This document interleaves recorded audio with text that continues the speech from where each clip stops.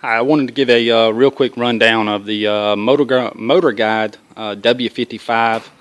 What I've got here is just the standard W55. I did not get the L model, which is the one with the transducer installed in the head. In the case of me, I'm going on a fish and ski boat, so I'm not really a hardcore fisherman per se. I just like to get out with the kids and whatnot. The unit itself purchased locally. This is July. I purchased it July the 9th, I think, for $649 is what it cost me local. As you can see here, it's put on a Bayliner. This is a 2000 model 1950 Capri.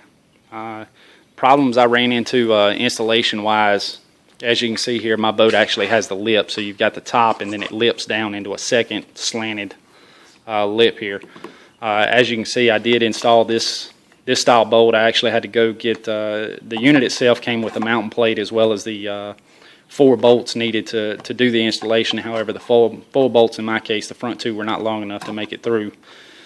And then of course I had to pick up extra lock washers, and a nut. In my case, I needed the front part of the unit to be off the boat so that I could kind of level it up as it went down. So Quick Trip Tractor Supply Company purchased the longer bolt, nuts, etc. That seems to work out pretty good. It is, as you can see here, it's shaking the entire boat. Everything's good. Sturdy wise, I'm good to go. Unit itself, operation. This unit, in my case, I wanted the wireless mainly due to the fact that, like I said, you're looking at a fish and ski boat. I wanted to be able to actually remove it. It does have a quick release mechanism, which is basically you unscrew this unit right here, flip the trolling motor forward. It comes all the way off, leaving only just the base plate, which is, I'd say roughly it's maybe 5 inches by about 9-10 inches long. Very nice setup as far as that's concerned. That's going to serve me well, I think. Back to the unit itself. Pulling the boat operation-wise, the unit pulls very well. It worked good. Today was the first day out with testing it. It was very windy this morning when we went out. Pulled no problem. I'm not even on the highest setting, so I feel like we're good there. We're fairly decent powered for this boat, and the type of fishing that I'm wanting to do is not that, again, I'm not a serious every day out there. I'm talking once every week, 2 weeks, I'll be out there playing with the kids. Now on to the wireless part of this unit. As you can see, the unit actually came with the wireless control pad, or foot controller rather, which is shown here. What you've got here, just a basic on-off, faster, slower, right, left. Just simple taps of the right, left will give you about a 15-degree turn. As you can see here, this is one of the problems I immediately faced. This unit, it's very sporadic. Anything, as you can see here, this is as far as I'm away from this unit. Okay, the wireless controller has stopped working, as you've seen there.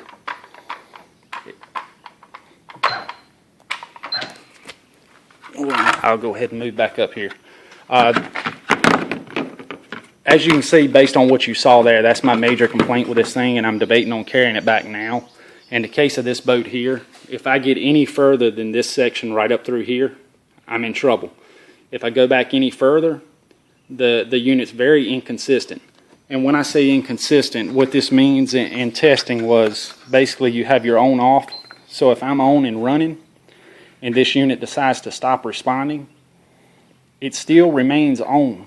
Okay, so in my case, it happened twice today. I'm running around the lake, we're dodging trees and whatnot while fishing here.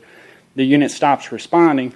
I'm left to run up real quick, unplug the trolling motor, or tote this up to the front and pray that it starts back communicating so that I can get the thing turned off or stopped. Very poor design. In the case of this unit, hindsight 2020, I wouldn't have fooled with it. I'm debating on carrying it back now for that simple reason. I thought I'd enjoy the wireless portion of it, but they simply don't have their ducks in a row when it comes to this. I did contact MotorGuide on it. Their suggestion to me was to reset the unit following the manual there. It's all 4 buttons, the plus, minus, right, and left. After plugging the unit in until you hear the beep, should reset or erase all memory on the unit itself. At that point, unplug it, rejoin it to it, holding just the 2 buttons down until you hear the beep. I haven't tried that yet. However, again, I don't hold much faith to that. My unit is, brand new. It's the only unit that's connected. I don't have any other units. In the case of my testing right now, I haven't fully wired everything up. As you can see, I'm direct to it. I don't have any other electronics on this circuit. There were no radio playing, boats not running, etc. So I shouldn't have any interference other than just a distance.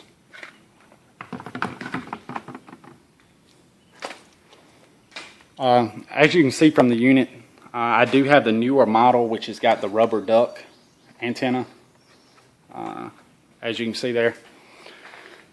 That I assume they put that on there hoping to alleviate the issues from what you can read online. Before they had it internal, and everybody was complaining about the signal issues. Sorry, but that didn't cure the problem, not as far as I'm concerned.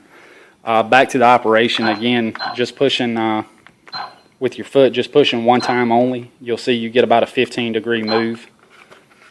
Pushing back, of course. If you push and hold, it will continuous move, as you can see, which is nice. You've got just standard on-off operation. You've got, faster, slower.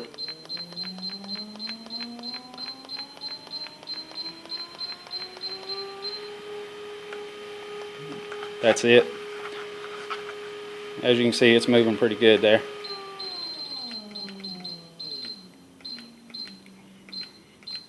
Today, while out on the lake, if we're back in the cove and absolutely no wind, the first setting was pulling me around fine. Didn't have an issue with it turning a boat or moving, maneuvering. And I think that about concludes everything I want to say. Like I said, in my case, I will go through the steps to do the reset. I'm debating about they make the wireless handheld unit for this as well. I'm debating on actually using or purchasing that unit. I think it runs about $50-60. Just don't know whether I want to throw good money after bad to see if that helps with the range problem. Ideally, in my case, I wanted to be able to operate this as close to the back of the boat as possible so that kids could play on the front or fish from the front at the same time. Good luck. Happy fishing.